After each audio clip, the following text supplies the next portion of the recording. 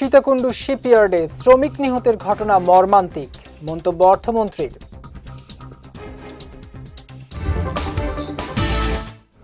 এবং চট্টগ্রামে পৃথক অভিযানে হত্যা ও ধর্ষণ মামলার আসামি গ্রেফতার।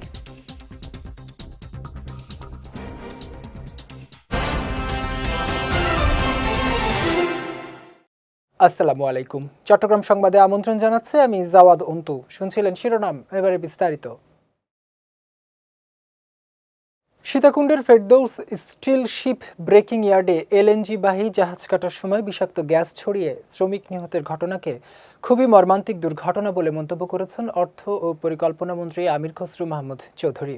গতকাল বিকেলে চট্টগ্রাম মেডিকেল কলেজ হাসপাতালে নিহতদের স্বজনদের সান্ত্বনা ও আহত শ্রমিকদের চিকিৎসার খোঁজ নিতে এসে তিনি এই মন্তব্য করেন। মন্ত্রী জানান, এই ঘটনায় তদন্ত কমিটি গঠন করা হয়েছে। কমিটির রিপোর্টের পরিপ্রেক্ষিতে ব্যবস্থা নেওয়া হবে। তিনি আরও জানান, বাংলাদেশ শিপ ব্রেকার্স অ্যান্ড রিসাইক্লার্স অ্যাসোসিয়েশনের পক্ষ থেকে নিহত প্রত্যেকের পরিবারকে 10 লাখ টাকা করে দেওয়া হচ্ছে। তদন্ত কমিটি হতে যাচ্ছে এবং তদন্ত কমিটির রিপোর্ট এর পরিপ্রেক্ষিতে ব্যবস্থা নেওয়া হবে, প্রয়োজনীয় যা যা করা তা করা হবে। দ্বিতীয় কথা হচ্ছে শিপ ব্রেকিং অ্যাসোসিয়েশন থেকে প্রত্যেক পরিবারকে ওরা 10 লক্ষ টাকা করে, আমরা বলেছি ওদেরকে কম্পেনসেশনের কথা, ওরা 10 লক্ষ টাকা করে প্রত্যেক ফ্যামিলিকে দেওয়া হচ্ছে। তো সরকারের পক্ষ থেকে আমরা কিছু দেব, সরকারের পক্ষ থেকেও, এবং ওখানে সেনাবাহিনী ইতিমধ্যে গিয়েছে এবং গ্যাসের এখনো লিকেজ আছে, সেটা কন্ট্রোল করার চেষ্টা করছে।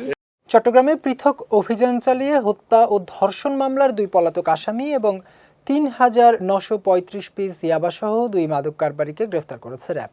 গতকাল সন্ধ্যায় পৃথক প্রেস বিজ্ঞপ্তিতে এই তথ্য জানান র্যাব 7 চট্টগ্রামের সিনিয়র সহকারী পরিচালক ARM মোজাফফর হোসেন। র্যাব জানায়, সীতাকুণ্ডে সালাউদ্দিন হত্যা মামলার এজাহারভুক্ত 2 নম্বর আসামি মোহাম্মদ সবুজকে মান্দারিতোলা এলাকা থেকে গ্রেফতার করা হয়। তারপর অভিযানে খুলশী থানার ধর্ষণ মামলার এজাহারভুক্ত 1 নম্বর আসামি মোহাম্মদ রাসেলকে ফেনী সদর উপজেলার পূর্ব উকিলপাড়া থেকে গ্রেফতার করা হয়। এদিকে পটিয়ার চক্রশালা এলাকায় চেকপোস্ট বসিয়ে একটি নম্বরবিহীন সিএনজি অটোরিকশা থেকে জাফর আলম ও ইসমাইলকে আটক করা হয়। এ সময় জাফর আলমের পায়ে বিশেষ কৌশলে লুকানো ৩,৯৩৫ পিস ইয়াবা উদ্ধার করা হয়। উদ্ধারকৃত মাদকের আনুমানিক মূল্য 12 লাখ টাকা। সীতাকুণ্ডে শিপইয়ার্ড দুর্ঘটনার প্রকৃত কারণ, নিরাপত্তা ব্যবস্থার ঘাটতি এবং কারো দায়িত্বে অবহেলা ছিল কিনা তা দ্রুত স্পষ্ট হবে বলে জানিয়েছেন শিল্প সচিব আব্দুন নাসের খান। সকালে চট্টগ্রামে সীতাকুণ্ডে ফেরদৌস স্টিল শিপ রিসাইক্লিং ইন্ডাস্ট্রিজে বিষাক্ত গ্যাসে শ্রমিক নিহতের ঘটনায় ইয়ার্ড পরিদর্শনকালে তিনি এসব কথা বলেন। তিনি আরও বলেন, তদন্তে গাফিলতি প্রমাণিত হলে সংশ্লিষ্টদের বিরুদ্ধে কঠোর ব্যবস্থা নেওয়া হবে। পরিদর্শনকালে তার সঙ্গে চট্টগ্রামের জেলা প্রশাসক মোহাম্মদ জাহিদুল ইসলাম মিয়া, চট্টগ্রামের DIG Abdul Quddus Chowdhury, police super Masudul Alam, yard মালিক সমিতির নেতৃবৃন্দ উপস্থিত ছিলেন। এছাড়া চট্টগ্রামের সীতাকুণ্ডে ফেরদৌস স্টিল শিপ রিসাইক্লিং ইন্ডাস্ট্রিজে বিষাক্ত গ্যাসে শ্রমিক নিহতের ঘটনায় সরকারি উদ্যোগ, চট্টগ্রাম জেলা প্রশাসন এবং বাংলাদেশ শিপ ব্রেকার্স অ্যান্ড রিসাইক্লার্স অ্যাসোসিয়েশনের পক্ষ থেকে পৃথকভাবে তদন্তের উদ্যোগ নেওয়া হয়েছে। এদিকে দুর্ঘটনার পর ইয়ার্ডটির কার্যক্রম সাময়িক বন্ধ রাখার নির্দেশ দেওয়া হয়েছে। মাদক, সন্ত্রাস, নৈরাজ্য এবং কার্যক্রম নিষিদ্ধ আওয়ামী লীগের কর্মকাণ্ডের বিরুদ্ধে বিক্ষোভ মিছিল করেছে চট্টগ্রাম নগরীর 43 নম্বর সাংগঠনিক ওয়ার্ড আমিন শিল্পাঞ্চল বিএনপি, যুবদল, ছাত্রদল, তাঁতি দল ও জাতীয়তাবাদী দলের অঙ্গ সংগঠন। গতকাল বিকেলে মহানগর যুবদলের সাবেক ধর্ম বিষয়ক সম্পাদক মহিউদ্দিন মুকুলের নেতৃত্বে বিক্ষোভ মিছিল অনুষ্ঠিত হয়। এ সময় ওয়ার্ড বিএনপির যুগ্ম আহ্বায়ক মোহাম্মদ আবুল কাশেম, ওয়ার্ড স্বেচ্ছাসেবক দলের সদস্য সচিব মোহাম্মদ মামুন খন্দকার সহ অনেকে উপস্থিত ছিলেন। বক্তারা জানান, দেশব্যাপী যে সন্ত্রাস নৈরাজ্য সৃষ্টি হয়েছে তা দ্রুত দমন করা না হলে বাংলাদেশ জাতীয়তাবাদী দল সর্বস্তরের জনগণকে সঙ্গে নিয়ে প্রতিহতে মাঠে নামবে। পবিত্র মাহে রবিউল আওয়াল উপলক্ষে চট্টগ্রামের সীতাকুণ্ডে বর্ণাঢ্য স্বাগত জুলুস অনুষ্ঠিত হয়েছে। আগামী ২৬শে আগস্ট চট্টগ্রামে অনুষ্ঠিতব্য ৫৫তম ঐতিহাসিক জশ্নে জুলুসে ঈদে মিলাদুন্নবী সফল ও সার্থক করার লক্ষ্যে এই আয়োজন করা হয়। সীতাকুণ্ড পৌরসভার উত্তর বাজারের টেকনো ফিলিং স্টেশনের দক্ষিণ পাশে জামাতের মধ্য দিয়ে জুলুস শুরু হয়।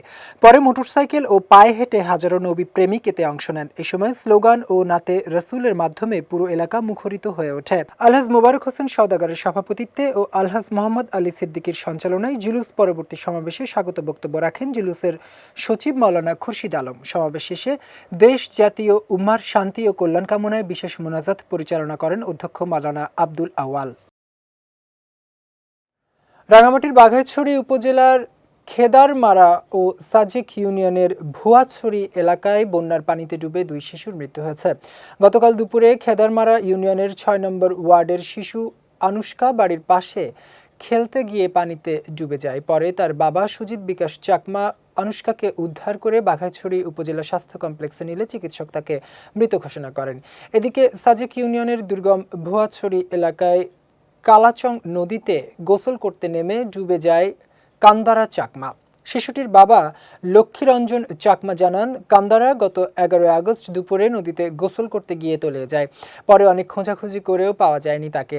৩ দিন পর আজ দুপুরে ভাসমান অবস্থায় তাকে উদ্ধার করা হয়। সড়কে শৃঙ্খলা নিশ্চিতকরণ, সড়ক পরিবহন ও শ্রম আইন বাস্তবায়ন, চালকদের অধিকার, মর্যাদা, নিরাপদ কর্মপরিবেশ ও কল্যাণ সহ সংগঠনের ভবিষ্যৎ কর্মপরিকল্পনা নিয়ে চট্টগ্রামে মত বিনিময় সভা ও কাউন্সিল অধিবেশন অনুষ্ঠিত হয়েছে। গতকাল চট্টগ্রাম প্রেস ক্লাবের জুলাই বিপ্লব স্মৃতি হলে বাংলাদেশ সড়ক পরিবহন চালক ফেডারেশন চট্টগ্রাম জেলা শাখার উদ্যোগে এই সভার আয়োজন করা হয়। সংগঠনের সভাপতি ইউসুফের সভাপতিত্বে অনুষ্ঠানে প্রধান অতিথি ছিলেন বাংলাদেশ সুপ্রিম কোর্ট বার অ্যাসোসিয়েশনের আইন উপদেষ্টা জালাল উদ্দিন ভূঁইয়া। সভায় সড়ক নিরাপত্তা নিশ্চিত, চালকদের অধিকার ও মর্যাদা রক্ষা এবং তাদের কল্যাণে কার্যকর পদক্ষেপ গ্রহণের উপর গুরুত্ব আরোপ করেন বক্তারা। চট্টগ্রামের সাতকানিয়া উপজেলায় কিফায়াত টাওয়ারের জমি ও ভবন অবৈধভাবে হস্তান্তর, বিক্রি, দান বা বন্ধক দেওয়ার চেষ্টার অভিযোগে সংবাদ সম্মেলন অনুষ্ঠিত হয়েছে। দুপুরে উপজেলার কেরানীহাট এলাকার একটি হলরুমে এই সংবাদ সম্মেলনের আয়োজন করা হয়। এ সময় আব্দুল মান্নানের পক্ষে লিখিত বক্তব্য পাঠ করেন অ্যাডভোকেট রাজেশ বড়ুয়া ও তানভীর। তারা অভিযোগ করেন, কেরানীহাটে অবস্থিত কিফায়াত টাওয়ারের ২য় থেকে ৬ষ্ঠ তলা পর্যন্ত নির্মাণ কাজ অসম্পূর্ণ থাকা অবস্থায় এবং পাওনা টাকা পরিশোধ না করে অভিযুক্ত ব্যক্তি বিভিন্নভাবে সম্পত্তি হস্তান্তর, দান বা বন্ধক দেওয়ার চেষ্টা করছেন। এমনকি বিভিন্ন ব্যাংক থেকে বন্ধকি ঋণ নেয়ারও চেষ্টা করা হচ্ছে। এ বিষয়ে সবাইকে সতর্ক করতে পত্রিকায় সতর্কীকরণ বিজ্ঞপ্তি প্রকাশ করা হয়েছে।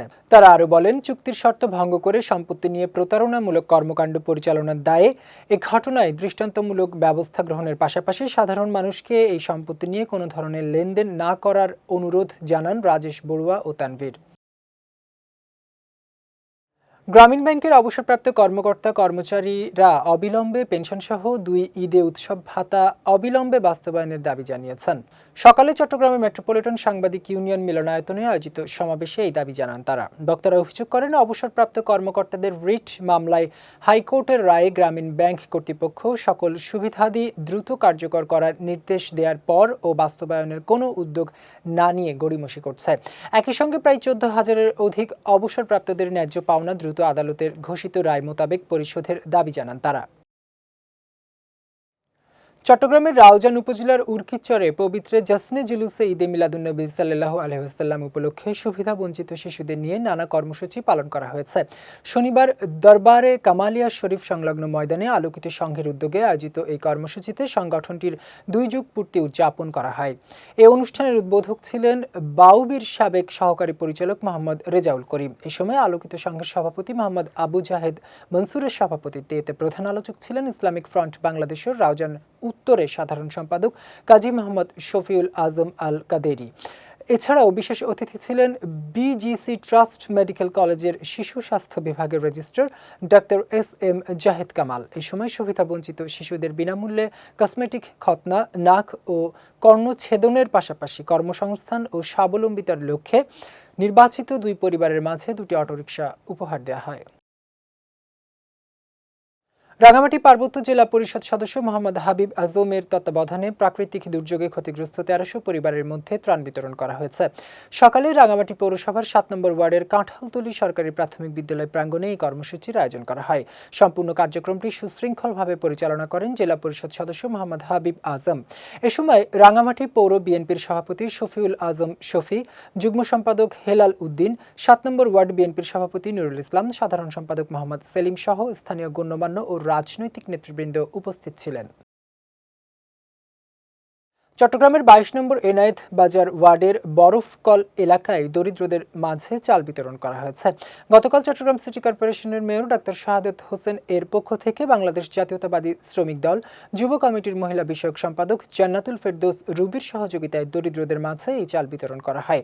জান্নাতুল ফেরদৌস রুবি বলেন, দরিদ্রদের সহায়তায় এই ধরনের মানবিক কার্যক্রম অব্যাহত থাকবে। এ সময় নুরুন্নেসা বেগম আখি, হাসিনা বেগম সুফু, আকলিমা আক্তার সহ ২২ নম্বর ওয়ার্ড বিএনপির কর্মীরা উপস্থিত ছিলেন। চট্টগ্রাম সংবাদ শেষ করার আগে শিরোনামগুলো দেখে নিচ্ছে আরও একবার।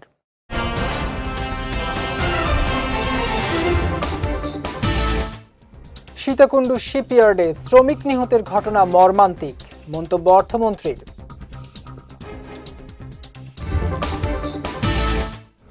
এবং চট্টগ্রামে পৃথক অভিযানে হত্যা ও ধর্ষণ মামলার আসামি গ্রেফতার।